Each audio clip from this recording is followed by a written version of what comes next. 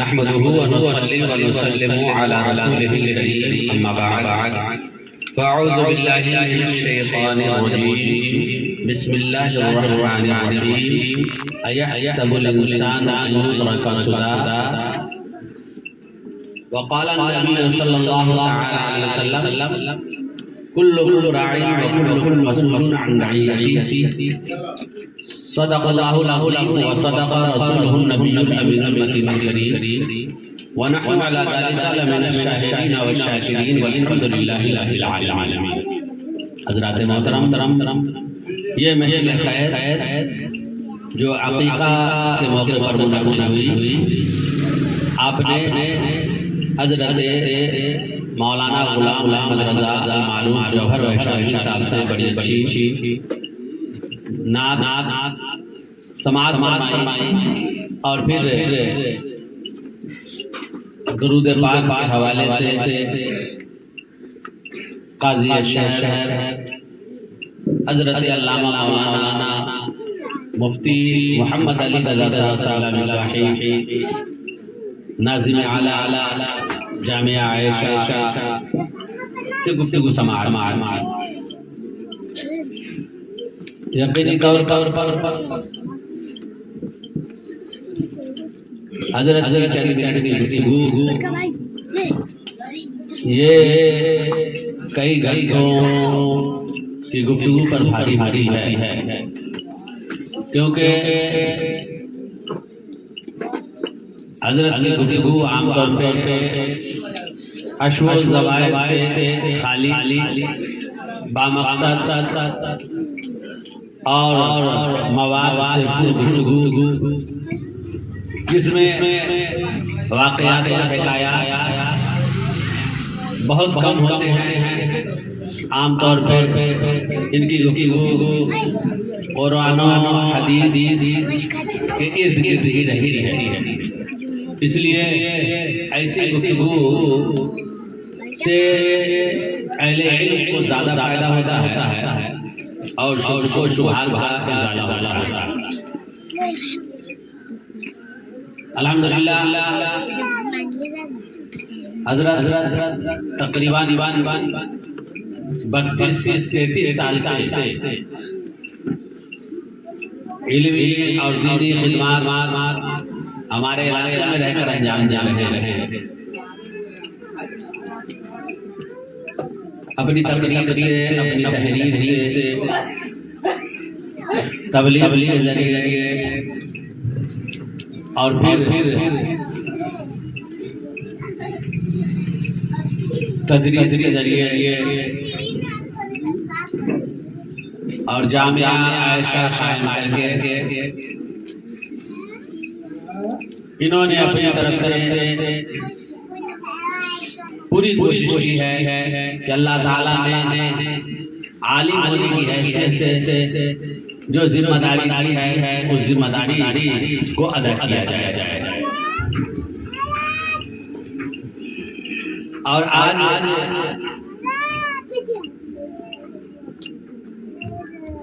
इनकी हालत ये है कि तबीयत नासाजी के बावजूद दीनी खिदमत का जज्बा इसे जिम्मेदारी की हैसियत नहीं बल्कि इनकी आदत से बन गई है। और मैं हज़रत की या फिर ऐसे ही बैठने के बाद आप जाकर बैठने बहुत कम है, लेकिन अल्लाह का करम है, इनकी नवाज़ी इनायत है कि कई घंटा मुझको बैठा लेते हैं और फिर हम लोग वगैरह करते हैं दीन और सुन्नियत के हवाले से इल्मी मुज़ाकरा वगैरह भी होता रहता है। तो ताज होता है कि जितनी परेशानी हो आप जब जाइएगा तो आप सुने रहे कि हज़रत की तबीयत खराब है, लेकिन जाइएगा तो आप सुबह में पड़ जाइएगा कि तबीयत खराब ये अभी ऐसी आदत हो गई कि जो कोई जाए जरूरतमंद उसकी जरूरत के लिए हर वक्त तैयार।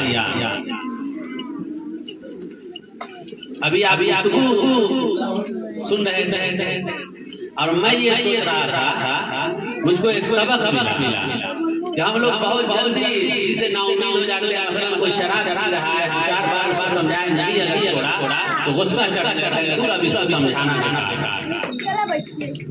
आखिर वो भी तो शराब एक जमाने से आदत है, आसानी से कैसे छूट जाए। और उसको तो सिर्फ हम लोग समझा रहे हैं, मार भी नहीं, तो वो कैसे जाए। तो यहाँ तो हालत ये है कि हजरत की तबीयत खराब है और उसके बावजूद ये तकरीर करना नहीं छोड़ पा रहे। हालांकि ये ना करें, ये सिर्फ आकर बैठ जाए तो दूसरे का तकरीर करना और उनका बैठ जाना दोनों बराबर।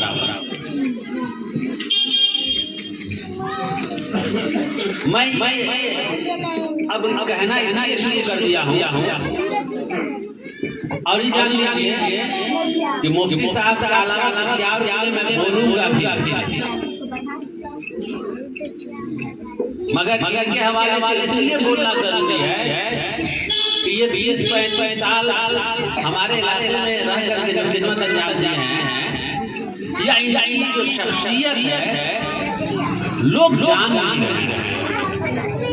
और चूंकि ये तो कभी बताएगा ही नहीं, न तो अपने कौल से और न ही अमल से झलक रहा है, न लिबास, वो है ये नहीं। तो अब हम लोग जिम्मेदारी है। और मरने के बाद मैं ये जुमला भी बोल चुका हूँ कि मरने के बाद हमारे यहाँ कसीदा पढ़ने की आदत नहीं होती। कोई चला जाता है, उसके बाद उसका उर्स होता है, तो उस उर्स में कसीदा पढ़ा जाता है, हजरत वो थे ये। और जिंदगी में कदर की नहीं। असल तो ये है कि जिंदगी में कदर करें और फायदा ज्यादा से ज्यादा उठाइए।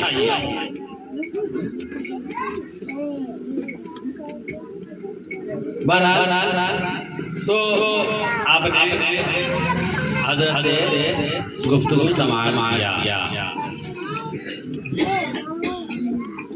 मैं भी कहे जाए और बाएं कान में अल्लाह के अल्फाज कहे। फिर इसके बाद दूसरी जिम्मेदारी ये है कि सातवें दिन अगर हो सके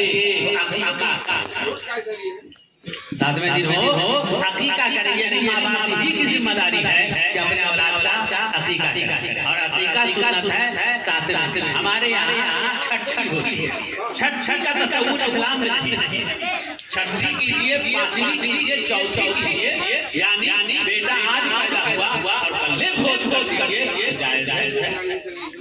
परसों भोज कर दीजिए, जायज है। गाँव मोहल्ला खिलाइए, रिश्तेदारों को खिलाइए, जायज है। छठे खिलाइए, जायज है। लेकिन सुन्नत तरीका ये है कि सातवें दिन अकीका। हमारे यहाँ अकीका को लोगों ने छोड़ दिया और छठी मना बराबर। छठी में भी जब खर्चा कर देते, वो मछली बनाएंगे और कुछ इंतजाम करके खर्च कर देते। अगर वही 5-7 हज़ार का जानवर ले लें तो अकीका। तो कहा कि अभी हम यहाँ नहीं सकते हैं, इसलिए अकीका करेंगे। शरीयत ने ये जिम्मेदारी नहीं, यानी शरीयत ने ये लाज़िम किया है कि अकीका करो पूरा धाम से करो, अकीका करो पूरे गांव वाले को खिलाओ। ये नहीं, शरीयत ने ये भी लाज़िम किया कि अकीका करने के लिए अब्बा का होना जरूरी है, दादा का मौजूद होना जरूरी है। बल्कि शुक्राने के तौर पे अगर लड़का है तो उसकी तरफ से 2 हिस्सा और लड़की है तो 1 हिस्सा कर देना, ये अकीका। समझ गया? यानी जानवर में और बाल साफ करना, पैदाइश के वक्त के बाल को साफ करना, ये अकीका। समझ गया ना? तो मेरे प्यारे ये अकीका ये जिम्मेदारी है, ये जिम्मेदारी। तो ये जिम्मेदारी जो माँ बाप इसका बहुत फायदा है अकीका का। एक तो ये है कि अगर जिस बच्चे या बच्ची का अकीका करेंगे और जिनका नाम बीमारी में और परेशानी में वो बच्चा ज्यादा लगेगा जिसका अकीका नहीं। आप अंदाजा लगा ये शुक्राना भी है नहीं, और जिसकी वजह से बरकत से बच्चे बहुत सी परेशानियों से महफूज रहते हैं। एक और ये है कि सातवें दिन जो उसका बाल होता है उसको साफ करने की वजह से सर में एक्जिमा वगैरह जैसे बीमारी होने का खतरा कम होता है। पैदाइश के वक्त बाद की जो रुतूबत वगैरह रहती है वो बाल साफ कर देने के बाद रुतूबत भी खत्म होती है, और उसी रुतूबत के रह जाने से एक्जिमा या सर के अंदर फोड़ा फुंसी वगैरह की बीमारी चालू होती है। तो एक माँ बाप की जिम्मेदारी है, दूसरा इस तरीके से शुक्राना अदा कर देने की वजह से बच्चे बहुत सी बलाओं से महफूज भी रहते हैं। ये जिम्मेदारी तीसरी जिम्मेदारी है कि अपनी औलाद का अच्छा नाम रखना, ये भी जिम्मेदारी। आजकल माँ बाप कम रखते हैं और रिश्तेदार पहले से सोच करके हम सोचे रखिए आगे हमारे बेटी भैया गाना गाना की रखी बेटी हमारी सोचे तू का बेटा हमारा सोच लिए तू क्या ना क्या सोच राजा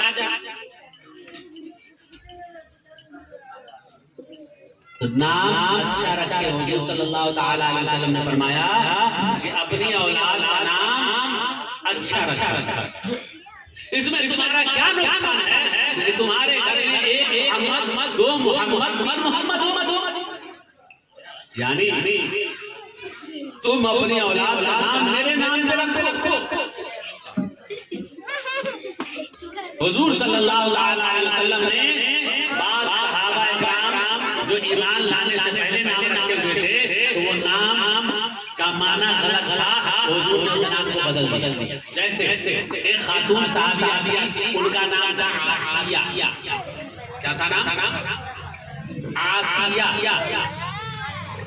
अच्छा, आप गौर से सुन रहे हैं, हम आपका ध्यान नहीं दे रहे हैं, माजरत है, इधर हो जा रहा है। तो क्या नाम था? आसिया।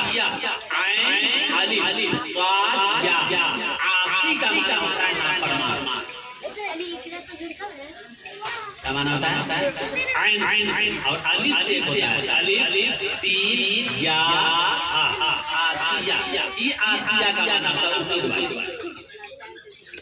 ये माना ठीक है, और ये नाम है आसिया नहीं जो हज़रत मूसा अलैहिस्सलाम ने जो ऐलान किया उस कुफ्र व ज़लालत तो आसिया ये माना हुआ नाफरमान औरत। तो हुजूर ने उनका नाम बदल करके रख दिया जमीला नाम होता है। समझ गया? तो इससे पता क्या चला कि नाम अच्छा रखा। अगर खराब रखा जाए तो बदल दो। क्यों? हुजूर फरमाते हैं कि चूंकि नामों का असर होता है। अगर आपने अपने बच्चों का नाम गलत रखा उसका असर भी दिखाई देगा। नाम रख दीजिए नाम रख दीजिए वो फिल्मी हीरोइन वगैरह या बहुत से लोग पाकिस्तानी सीरियल देखते हैं, हमारे बहने देखती है, और उसी में से अलग चमक ये सब नाम बनते तो रखिए सीरियल ये ना सोचिएगा कि हमारी बेटी नमाज़ी, सोचिएगा कि हमारी बेटी पर्दा वाली, हमारी बेटी ऐसी होती कि समाज में उसकी वजह से हमारी इज्जत बढ़ जाती। हुजूर फरमाते हैं नामों का असर होता है, इसलिए ये नाम और तजर्बा करके देखिएगा। फातिमा नाम होगा तो खुद वो बच्ची भी अपने नाम का लिहाज करते हुए बहुत गलत जगह जाना चाहती है, क्योंकि नाम ऐसा है वो ऐसी जगह जहाँ मिल जाती है दूसरे में आराम से बेहयाई के साथ रही, कोई फर्क नहीं पड़ेगा, झगड़े वाला नहीं। एक नाम की वजह से जिम्मेदारी समझ में आती है और दूसरा नाम करके इसलिए अपनी बच्चियों का नाम नेक लोगों के नाम सहाबिया के नाम पे, अल्लाह की बंदियों के नाम पे दिए, या फिर अच्छा माना वाला।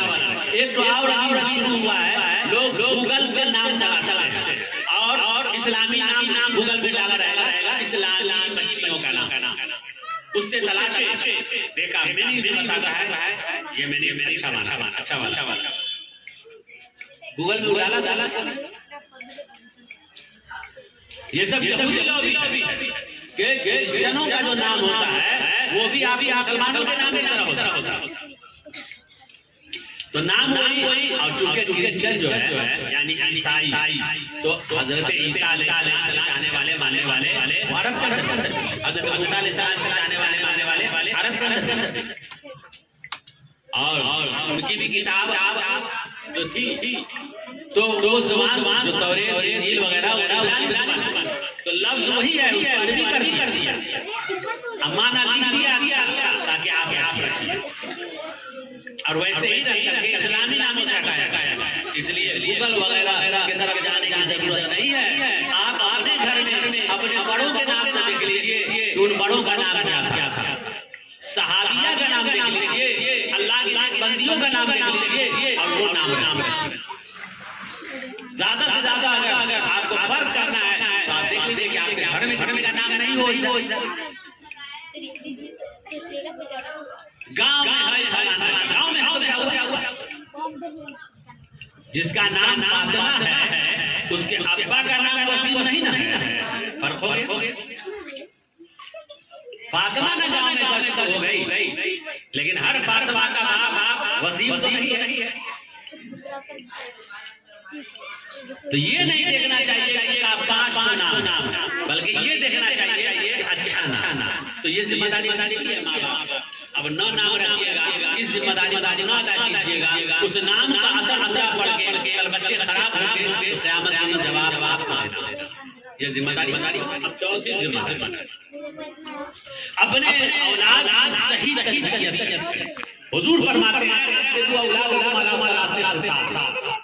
अपनी औलाद को 3 खसलतों का अदब दिया, यानी तरबियत। हुब्बे नबी व हुब्बे अहले बैत व हुब्बे तिलावत कुरान। अपने नबी की मोहब्बत डालो, अहले बैत की मोहब्बत डालो, और कुरान की तिलावत। और कहां से करो माँ के गोद से और कब्र में जाने तरबियत शुरू। और तरबियत में माँ बाप का दखल होता है, सबसे पहली दरगाह वो माँ बाप का। इसीलिए अपनी औलाद की बेहतरी के लिए जरूरी है कि माँ बाप बेहतर, क्योंकि आपके बच्चे जिस स्तर पर करेंगे वो आपकी नक्ल हरकत से सीखते हैं। मैं ये बात अपनी कौम को समझाने की बारहा कोशिश करता हूँ कि आप फर्क महसूस कीजिए कि कल का बच्चा 6 साल 8 साल 10 साल का हो जाता था और उसको समझ में नहीं आता कि हम बड़े हो गए, हाथे पड़े परिवार। लेकिन आज के 4 साल के बच्चा को मालूम है कि मोबाइल में कहाँ पर है, गूगल कहाँ पर है, खेल वाला कहाँ चलता है, आखिर कहाँ। कल 12 साल 15 साल का लड़का उसको डांस के बारे में पता नहीं था, गाना याद नहीं था, 12 साल और घर वाले से ये बच्चा 12 साल का दिमाग में लिहाज से डेवलप नहीं था उतना तेज। और अभी का 3 साल का बच्चा यूट्यूब में गाना चला और यहाँ नाच रहा है। कुछ फास्ट नहीं, 3 साल मेहनत किया नाच रहा है।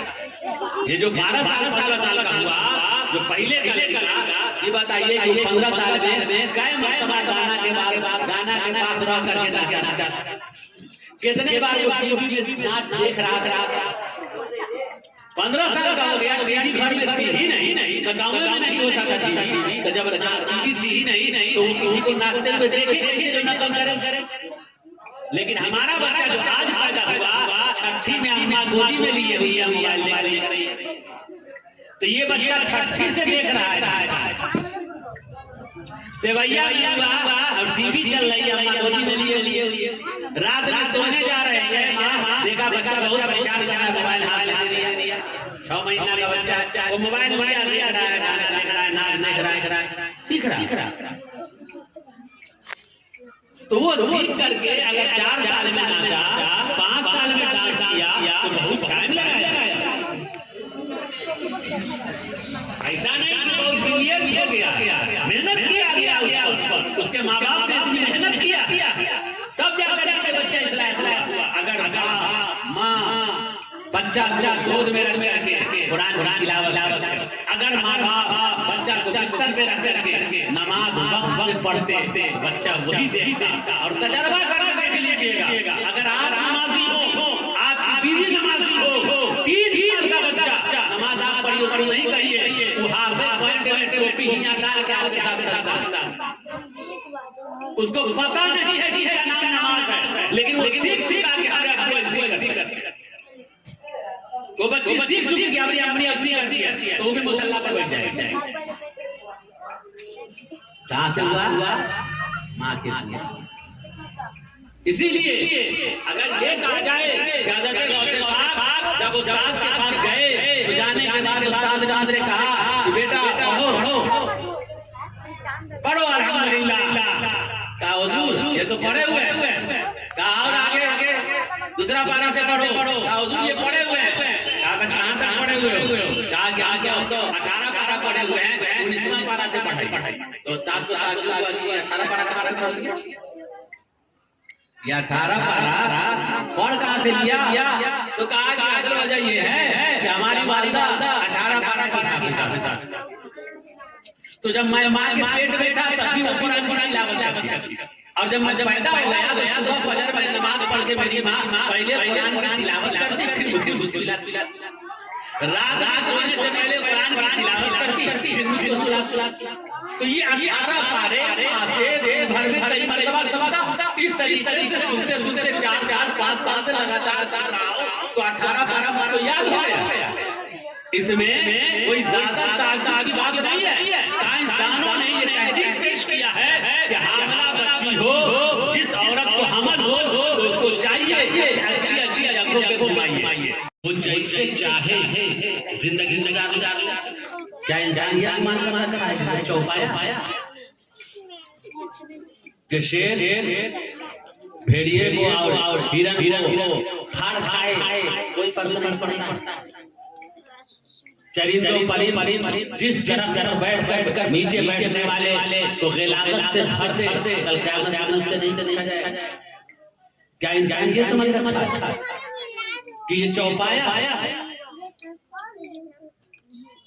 ये चरिंदों परी हैं? अगर इंसान ये गुमान कर रखा है तो ये गुमान फासिद है। हुजूर सल्लल्लाहु अलैहि वसल्लम फरमाते हैं कुल्लुकुम राई व कुल्लुकुम मसऊलुन अन रइयतिही, तुम में से हर एक जिम्मेदार है और हर एक से जिम्मेदारी के बारे में कहा जाएगा।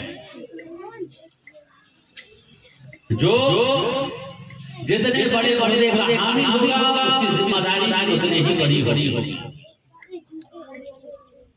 इसी वजह से अगर आपके समाज के इलाके में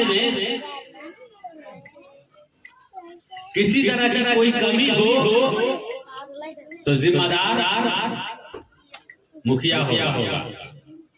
आपके गांव में कोई सहूलत कमी होगी सरकार की तरफ से मिलती है तो जिम्मेदार वार्ड होगा। आपके इलाके में कोई कमी होगी सरकार की तरफ से योजना न आ सके तो जिम्मेदार विधायक और उसकी सजा क्या होती है कि अगले कलेक्टर को हराते क्यों है? इसीलिए ना कि उसने अपनी जिम्मेदारी को निभाया है। कहा उसकी जिम्मेदारी का हाथ क्यों नहीं कहा? इसलिए जो होगा उसको मिला, कुर्सी उसको मिली है, जिम्मेदारी हमारी होती।